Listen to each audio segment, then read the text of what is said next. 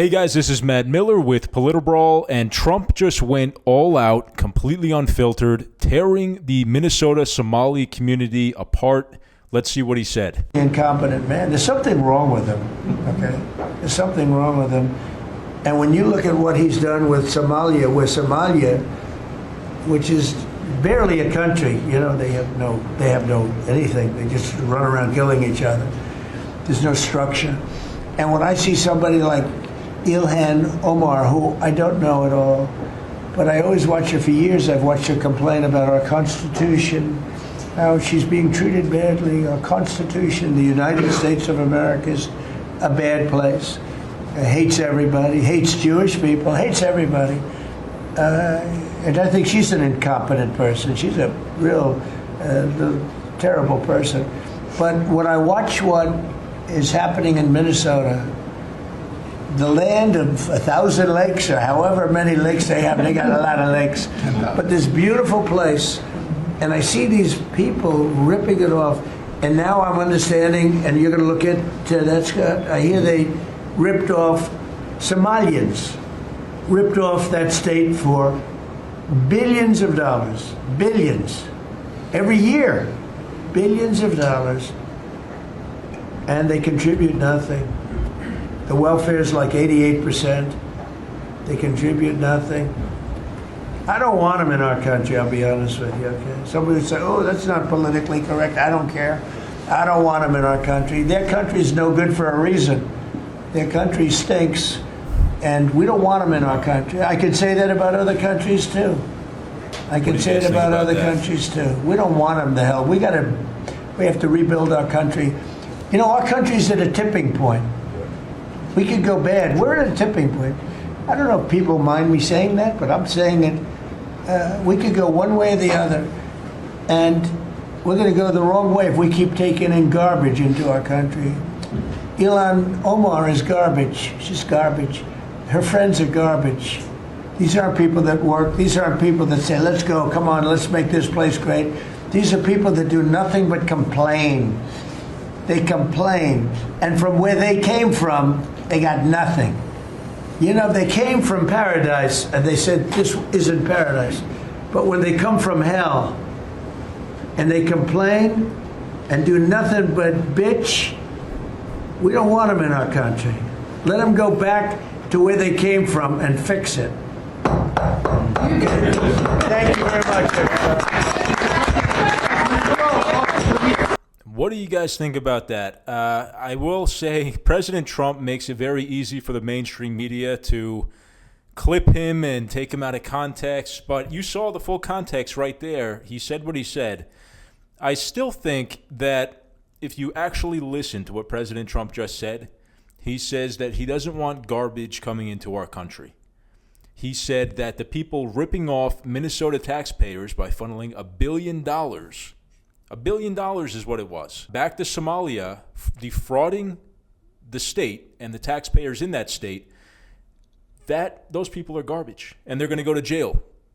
That's true. I think we all agree with that. People who hate this country, that came here as guests, that came here as immigrants, that we welcomed in, that hate our country and do nothing but complain about it and seek to destroy it, to undermine our laws, like Ilhan Omar, President Trump says that's garbage.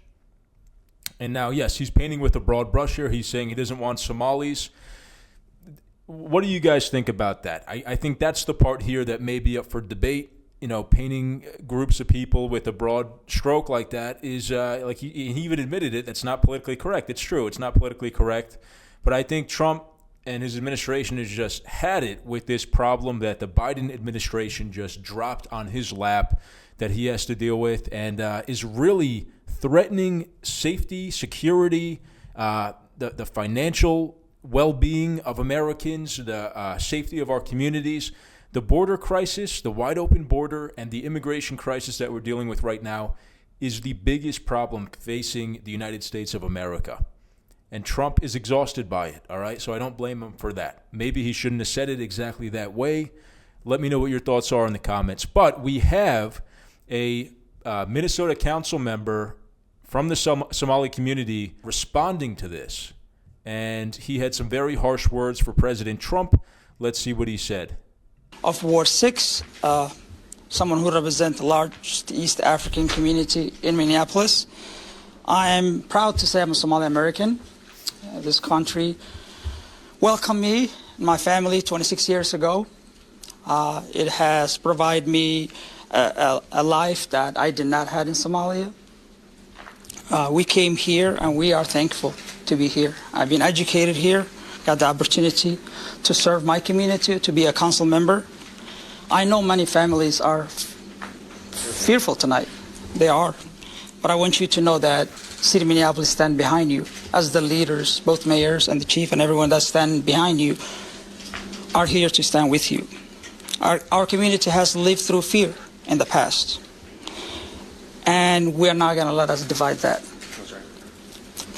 We're going to stay informed, we're going to stay safe, and we're going to support each other. We will continue to working our partners on the ground so residents know their rights. They know where to turn for help, and we know that Minneapolis will not abandon. One of the things I do want to say, and obviously everyone knows that our president is racist, xenophobic, Islamophobic, and we are going to fight that. America has a history of fighting and stopping those kind of individuals who continue to divide people and divide communities. Many Somalis that live in this community are working at your groceries, working at your hospitals, delivering your babies, they're doctors. They are very successful individuals. Now I would like to switch into Somali to speak to my community. Assalamu alaikum. Walaalayaal waxaan la hadlayaa community-ga magaalada Minneapolis.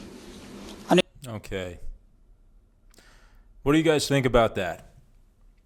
He calls Trump a racist. He says the president of the United States is a racist, xenophobic, Islamophobic, and we're going to fight that. Well, here's the thing.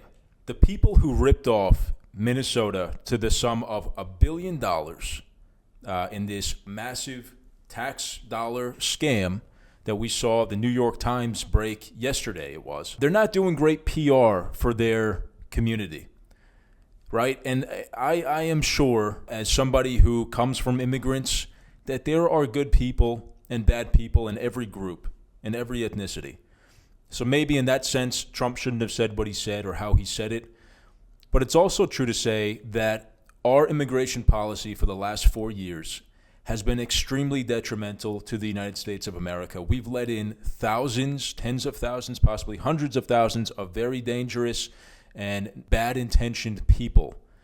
And we need a way to clean up that mess, to deal with that. The right way to deal with that, really the only way to deal with that, is not a way that is politically correct. It's not a way that the liberals are going to be okay with. It's not something that's cushy and nice and perfect. But it's really the only thing that we can do, and it's what any other country in the world would do in this situation.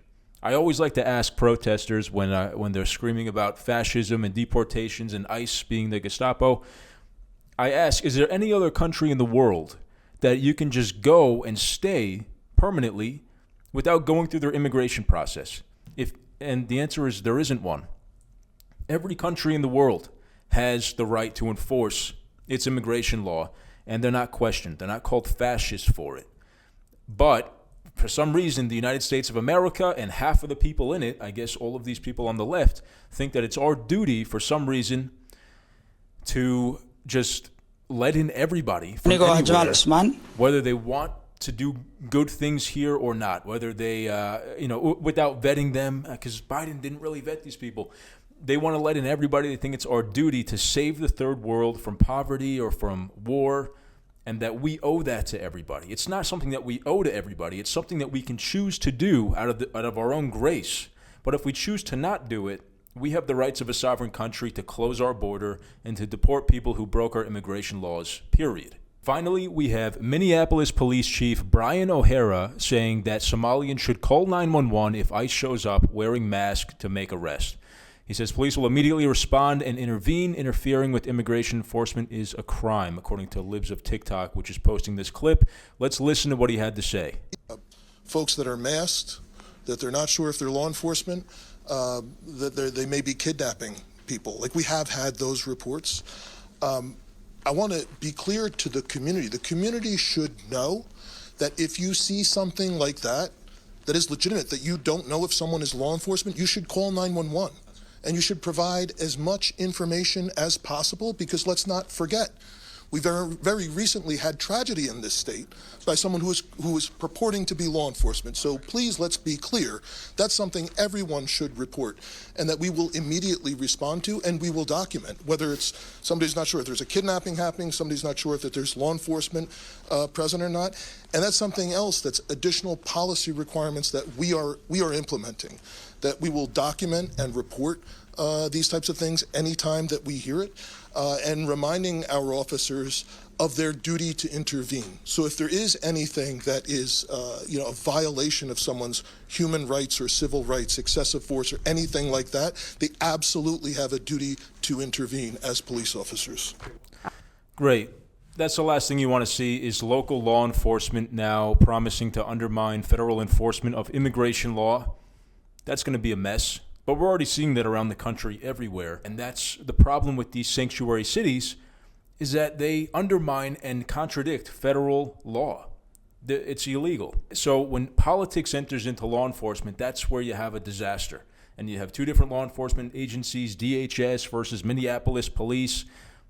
That's not going to end well. And this is completely out of line for this police chief to be saying this. What he should be doing is making sure, and not that it's necessarily up to him to decide this, it really should be the mayor of Minneapolis and Governor Tim Walz, making sure that federal immigration law can be carried out safely and appropriately in their jurisdiction, and that you're not harboring criminal aliens, people who have crossed into this country illegally, and that you're sheltering them from deportation, that you're not properly communicating with ICE enforcement. That's a disaster waiting to happen. But that's what's happening all across the country in these blue states and cities, unfortunately. Now, back to what President Trump was saying. Recently, he said in recent days that he's going to be stopping immigration from third world countries. And now we have a clear idea of what that list of countries is. The list of countries includes Somalia and Afghanistan. We saw the shooter in Washington, D.C. He came from Afghanistan under the Biden administration, wasn't properly vetted. And Somalia is definitely on that list. You know, here's the real problem, that doesn't involve people being garbage or whatever else Trump had said about them. This is the real issue, is that these third world countries, places where governments and rulers are changing all the time, civil wars, conflicts, they don't have proper record keeping of people's criminal histories. So it's impossible for the United States government to ask the government of Afghanistan, which by the way is the Taliban, to give us a record of this individual's crimes. It's impossible. Same thing with Somalia. War-torn, completely disastrous country. Doesn't mean that everyone there is evil and terrible, but it just means that we cannot effectively and properly vet people coming from those countries. Why do we need to take that risk? I think that's a fair question for American citizens to ask. Why do we need these people? Why do we need to take them in anyway? If right now we already have tens of millions of illegal people in this country, why do we need to take in thousands more or millions more from places that are a total black box? It's a total question mark who's even coming from these places. It's not a safe situation. So I think that the Trump administration is doing the correct and responsible thing here. Again, it's not the politically correct thing, but we're being the adults in the room. We're doing what we have to do to make sure that this country is safe and prosperous, unlike the Democrats. What did you guys think of President Trump's comments today? Do you think that he went too far, or do you think that he's right on the money with his characterization of the Somali community and his actions that he's promised to take to deport these people, to not let any more in? And what did you think of the Minnesota council members' response to President Trump? Let me know in the comments. If you liked the video, please leave a like and subscribe to the channel. Thank you guys so much for watching, and I'll see you next time.